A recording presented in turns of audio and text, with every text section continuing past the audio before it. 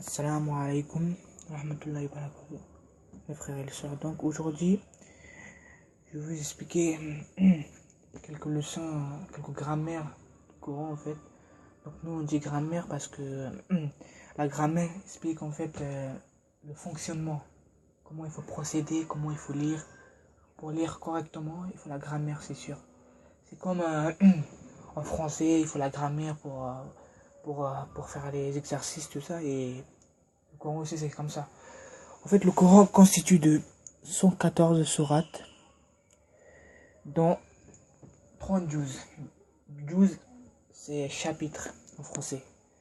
Donc, dans ces 114 sourates, le plus grand sourate, c'est le Surat al-Baqarah. Et le plus petit, c'est Surat al-Kawthar. Donc, parmi ces 114, il y a qu'on appelle 14 sajida. Sajida, ça veut dire prosternation. Oui, il faut prosterner en fait. Donc, prosternation, donc c'est tout simple. Et quand vous lisez un verset de prosternation, il faut obligatoirement faire prosternation, c'est wajib. Donc, vous avez des sourates dans le Coran où il se trouve des prosternations comme ça.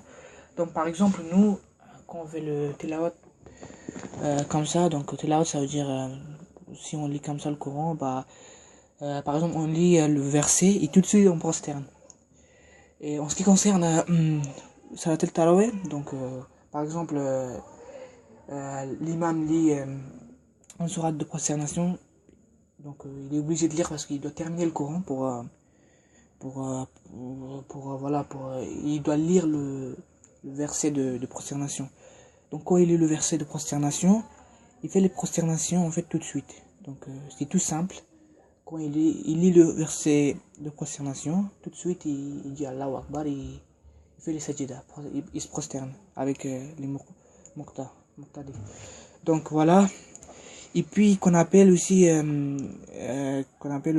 Saqta. Saqta, c'est dans le Coran, dans 4 endroits différents, dans des sourates.